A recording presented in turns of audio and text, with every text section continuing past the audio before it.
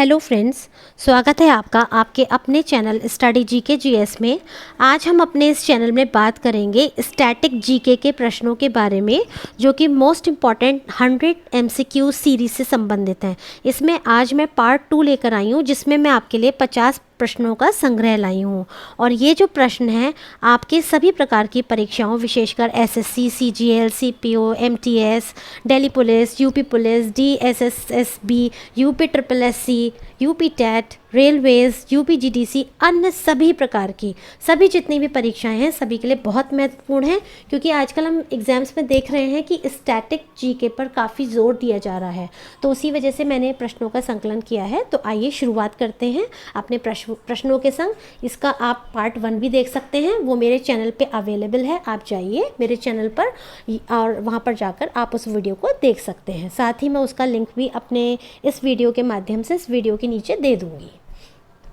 आइए शुरू करते हैं। डलहौजी पर्वतीय नगर किस राज्य में स्थित है? तो डलहौजी जो पर्वतीय नगर है ये आपका स्थित है हिमाचल प्रदेश में। कहाँ पर है डलहौजी? हिमाचल प्रदेश में डलहौजी है। अगला है आपका लैंसडाउन पर्वतीय नगर किस राज्य में स्थित है? फिर से वही आंसर है इसका, ये भी आपका उत्तराखंड में है। कौन सा? लैंसडाउन उत्तराखंड में है। अगला है आनंद भवन। आनंद भवन कहाँ पर है? तो ये आपका प्रयागराज में है। ठीक है, ये किसका घर था? ये आपके पंडित जवाहरलाल नेहरू जी, जो हमारे भारत के प्रथम प्रधानमंत्री थे, ये उनका घर था आनंद भवन। ठीक है, और ये आपका प्रयागराज में है। शालीमार बाग। शालीमार बाग कहाँ पर स्थित है आपका? तो शालीमार बाग जो है ये आपका स्थित है श्रीनगर में। कहाँ पर है शालीमार बाग? ये आपका है श्रीनगर में। ठीक है, शालीमार बाग, साथ ही में निशात बाग। शालीमार बाग और निशात बाग। अगला है विवेकानंद रॉक मेमोरियल। ये कहाँ पर स्थित है आपका? तो ये आपका स्थित है विवेकानंद रॉक मेमोरियल कन्याकुमारी में। कहाँ पर? कन्याकुमारी में। ठीक है, हम अपने नेक्स्ट प्रश्न की ओर चलते हैं। हमारा जो नेक्स्ट प्रश्न है वो है आपका गारो हिल्स कहाँ पर स्थित हैं? कौन सी हिल्स? गारो हिल्स। तो गारो हिल्स आपकी हैं मेघालय में। कहाँ पे है? मेघालय में। देखिए मैं बताती हूँ, मेघालय में 3 तरह की जनजातियाँ पाई जाती हैं। एक तो आपकी है गारो, एक है आपकी खासी, एक है आपकी जयंतिया। कौन सी? गारो, खासी और जयंतिया। जैतिया या जयंतिया कुछ ऐसी नाम है ना वहाँ पे, क्योंकि ये पहाड़ियाँ हैं जैतिया की, इसीलिए ये फेमस है। ठीक है, तो देखिए आप कैसे ध्यान रखेंगे। मेघालय की एक जनजाति, एक व्यक्ति है, ठीक है, उसका गोरा गोरा है वो, और उसको क्या हो गई है? बारिश में भीग गया है मेघालय में, यानी बारिश में, इसीलिए उसको क्या हो गई है? खांसी हो गई है। ठीक है, अब देखिए गारो हिल्स कहाँ पर है? मेघालय में। ऐसे आपसे पूछे खांसी हिल्स कहाँ पे है, जैतिया हिल्स कहाँ पे है, देन ऑल्सो आप इसका आंसर देंगे मेघालय। ठीक है, और ये जनजातियाँ भी हैं। ठीक है, अगला देखिए आप मुगल गार्डन्स। मुगल गार्डन राष्ट्रपति भवन भारत के राष्ट्रपति के आधिकारिक निवास में स्थित है। हर साल कब ये जनता के लिए खोल दिया जाता है? तो ये आपका जनता के लिए खोला जाता है फरवरी व मार्च में। ठीक है, फरवरी व मार्च में मुगल गार्डन्स। इसका अब नया नाम क्या रख दिया गया है? अमृत उद्यान। मुगल गार्डन्स का जो नया नाम रखा गया है वो आपका रखा गया है अमृत उद्यान। और ये फरवरी व मार्च के अंदर जो है किसके लिए? जनता दर्शन के लिए खोल दिया जाता है। ये कहाँ पर है? ये आपका राष्ट्रपति भवन में है। ठीक है, राष्ट्रपति भवन में कौन निवास करता है? हमारे देश के जो भी राष्ट्रपति होते हैं या होती हैं वो। वर्तमान में देश के जो हमारे राष्ट्रपति हैं वो कौन है? क्या आप बता सकते हैं? तो वर्तमान में हमारे देश की जो राष्ट्रपति हैं वो हैं श्रीमती द्रौपदी मुर्मू जी। श्रीमती द्रौपदी मुर्मू जी ये हमारे देश की वर्तमान में राष्ट्रपति हैं। क्या आप बता सकते हैं इनका क्रम कौन सा है? तो इनका जो क्रम है वो है इनका 15वां, यानी हमारे देश की वो 15वीं राष्ट्रपति हैं। अच्छा, श्रीमती द्रौपदी मुर्मू जी से पहले कौन थे हमारे देश के राष्ट्रपति? तो आपके थे श्री रामनाथ कोविंद। कौन से थे? श्री रामनाथ कोविंद। अगर मैं आपसे पूछूं कि पहले राष्ट्रपति कौन थे? तो डॉक्टर राजेंद्र प्रसाद जी। डॉक्टर राजेंद्र प्रसाद जी ये आपके पहले क्या थे? पहले आपके भारत देश के राष्ट्रपति थे। आगे चलते हैं। नवनालंदा महाविहार। नवनालंदा महाविहार किसके लिए प्रख्यात है? तो ये आपका प्रख्यात है पाली अनुसंधान संस्थान, है ना। नवनालंदा महाविहार किसके लिए प्रख्यात है? ये पाली अनुसंधान संस्थान के लिए विख्यात है। पाली क्या है? एक लैंग्वेज है, ठीक है ना। ये भाषा जो है ये बोली जाती थी कब बोली जाती थी? ये आपके बौद्ध काल में बोली जाती थी। ठीक है, अगला देखिए एतमद्दौला का मकबरा। एतमद्दौला का मकबरा आगरा में किसने बनवाया था? तो ये बनवाया था नूरजहाँ। नूरजहाँ कौन थी? अब नूरजहाँ जो थी ये जहांगीर की पत्नी थी। ठीक है, नूरजहाँ जहांगीर की पत्नी थी। ये बहुत कहना चाहिए समझदार, होशियार, विद्वान, पढ़ी लिखी, विदुषी महिला थी इनकी, और ये काफ़ी खूबसूरत भी थी, इनकी काफ़ी चलती भी थी। तो इन्होंने ही एतमद्दौला, ये कौन थे एतमद्दौला? इनके, ये इनके पिताजी थे। कौन थे? इनके फादर। और ये कौन थे? जहांगीर इनके पति थे। ठीक है, आगे देखते हैं। विश्व का सबसे ऊंचा कहा जाने वाला विश्व शांति स्तूप बिहार में कहाँ पर है? तो ये बिहार में है आपका राजगीर में। कहाँ पर है? राजगीर में। राजगीर में विश्व का सबसे ऊंचा कहा जाने वाला विश्व शांति स्तूप बिहार में स्थित है। ठीक है, अगला है सांची का महान स्तूप है कहाँ पर? तो ये आपका है मध्य प्रदेश में। सांची का महान स्तूप कहाँ पर है? मध्य प्रदेश में। उज्जैन का प्राचीन काल में क्या नाम था?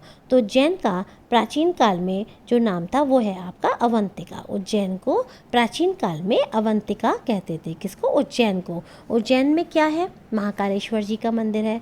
साथ ही में उज्जैन को जो है हम भारत का वो भी कहते हैं ग्रीनविच, है ना। अगला देखिएगा, उत्तर प्रदेश में जैन एवं बौद्ध धर्मों का एक प्रसिद्ध तीर्थ स्थल है। कौन सा है? तो वो है आपका कौशाम्बी। कौन सा है आपका? कौशाम्बी, है ना। ये जैन धर्म के लिए भी प्रसिद्ध है एवं बौद्ध धर्म के लिए भी बहुत प्रसिद्ध है। श्री अरविंदो आश्रम ये कहाँ पर स्थित है आपका? तो श्री अरविंदो आश्रम आपका स्थित है पुदुचेरी में। कहाँ पर? पुदुचेरी में अरविंदो आश्रम। पुदुचेरी में अरविंदो आश्रम। ठीक है, अगला देखिए, किस स्थान के खंडहर विजयनगर की प्राचीन राजधानी का प्रतिनिधित्व करते हैं? तो ये आपके करते हैं कहाँ के? हम्पी। ठीक है, हम्पी विजयनगर के किस स्थान के खंडहर विजयनगर की प्राचीन राजधानी का प्रतिनिधित्व करते हैं? विजयनगर की राजधानी कौन सी थी? हम्पी। ऐसे भी पूछ सकते हैं। और ये किस समय की बात हो रही है? राजा कृष्णदेव राय इनके समय की बात हो रही है। आगे देखिएगा, 2011 की जनगणना के अनुसार केरल की साक्षरता दर प्रतिशत में कितनी थी? तो ये आपकी थी कितनी? 96.2%। कितनी थी? 96.2%। कहाँ की साक्षरता की बात हो रही है? केरल की।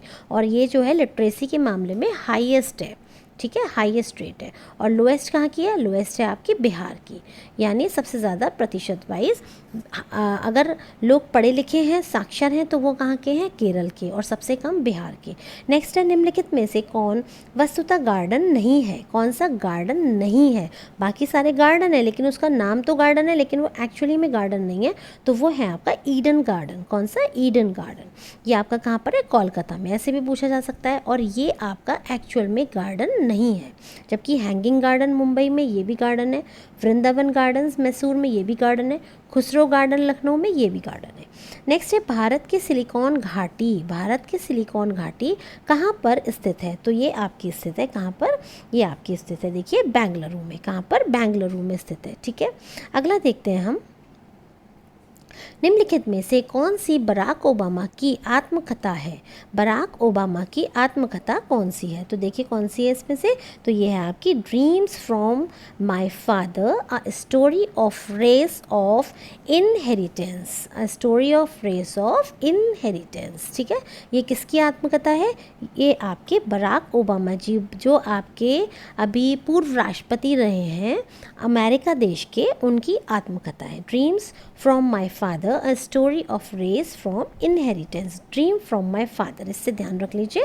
अगला है आपका, भारत के किस राज्य में नटंजलि उत्सव मनाया जाता है? तो ये किस राज्य में मनाया जाता है आपका नटंजलि उत्सव? ये आपका मनाया जाता है तमिलनाडु में। तमिलनाडु नटंजलि तमिलनाडु। ठीक, तमिलनाडु नटंजलि। अगला है बोनालू, देवी महाकाली की पूजा के लिए मनाया जाने वाला एक हिंदू त्यौहार है। तो ये किस राज्य में मनाया जाता है? ये आपका मनाया जाता है तेलंगाना में। तेलंगाना में बोनालू, है ना, तेलंगाना में बोनालू। अभी ऊपर था भी आपका किसी ऑप्शन में दिया हुआ था बोनालू तेलंगाना। ठीक है, अगला देखिएगा, यानी बोलना है, बोलना नहीं है, गाना गाना है। ऐसे ध्यान रख लीजिए, बोलना नहीं है, गाना गाना है। ठीक है, बोनालू तेलंगाना। अगला देखिए, निम्नलिखित भारतीय नर्तकियों में से कौन भारतीय इतिहास की पहली महिला थी जिन्हें राज्यसभा के सदस्य के रूप में नामित किया गया था? तो ये आपकी थी रुक्मणी देवी अरुणडेल। रुक्मणी देवी अरुणडेल कौन थी? भारतीय नर्तकियों में से ऐसी पहली महिला थी जिन्हें राज्यसभा के सदस्य के रूप में नामित किया गया था, रुक्मणी देवी अरुणडेल। अगली देखिए, पंडित रविशंकर को 1967 में 1967 में इनमें से किस एल्बम के लिए ग्रैमी पुरस्कार प्राप्त हुआ था? तो इनको किसके लिए मिला था? इनको मिला था west meets east. West meets east यानी कि आपका पश्चिम, इससे मतलब है ना, पश्चिम मिलता है किससे? ईस्ट से। वेस्ट मीट्स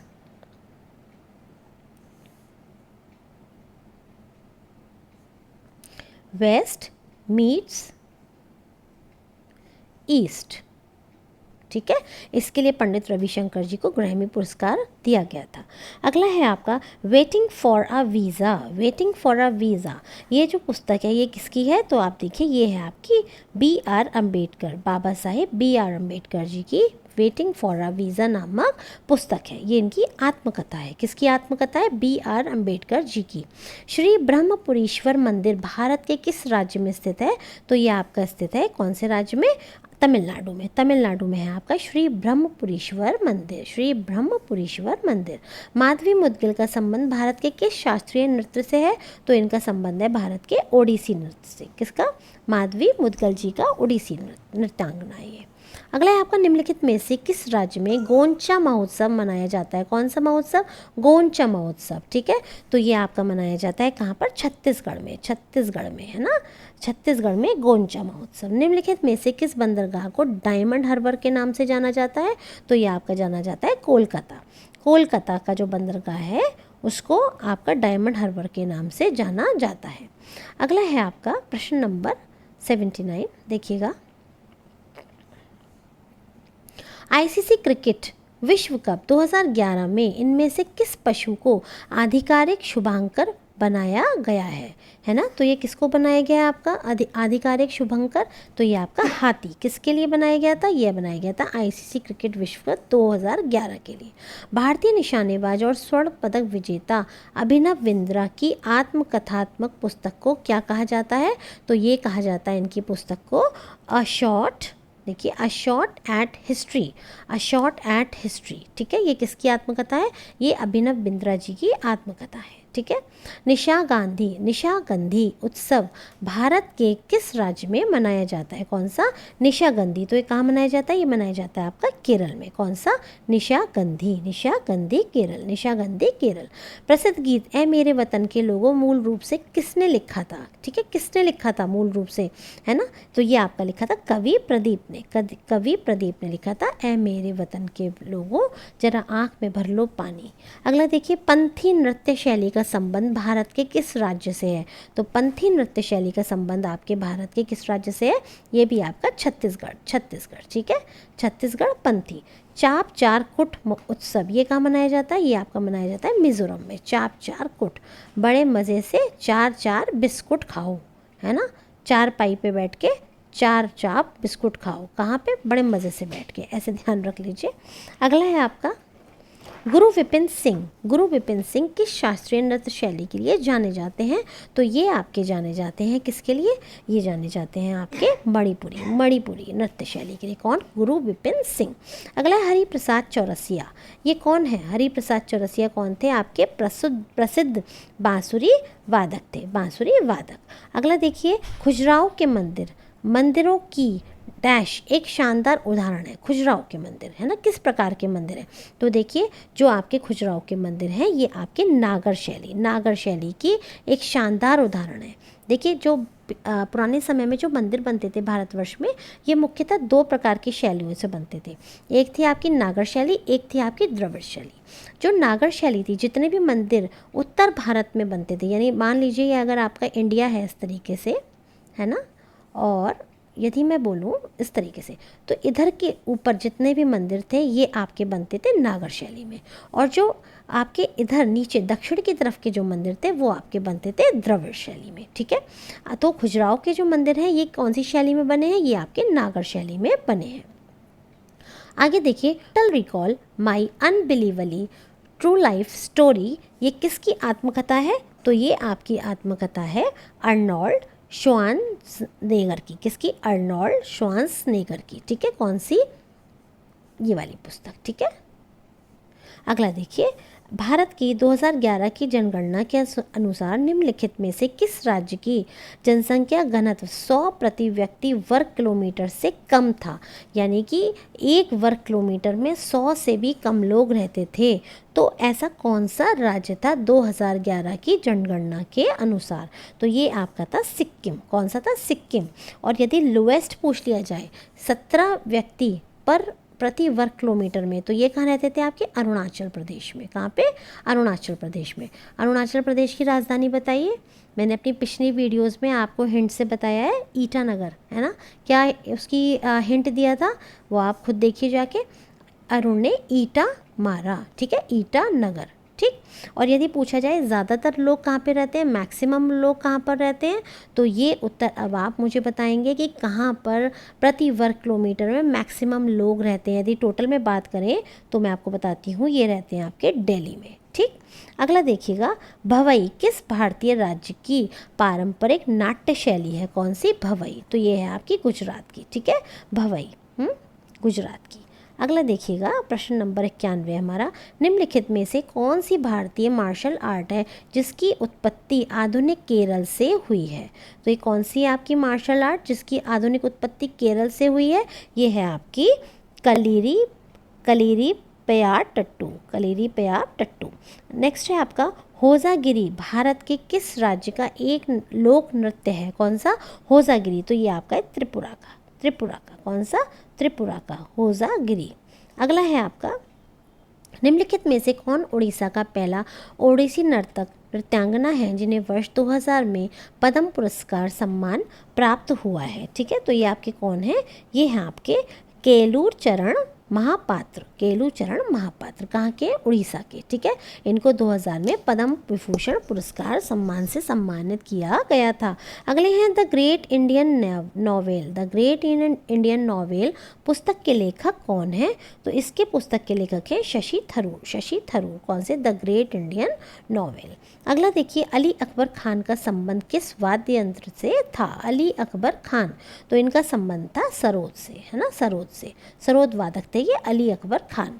निम्नलिखित में से कौन भारत का सबसे बड़ा स्तूप है? भारत का सबसे बड़ा स्तूप कौन सा है? तो भारत का सबसे बड़ा स्तूप जो है वो है आपका केसरिया। कौन सा है? केसरिया। केसरिया, है ना।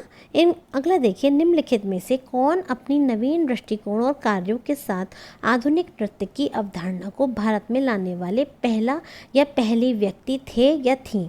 तो कौन थे ये आपके? तो ये आपके थे उदय शंकर जी। कौन? उदय शंकर। ठीक है, नवीन दृष्टिकोण और कार्यों के साथ आधुनिक नृत्य की अवधारणा को भारत में लाने वाले।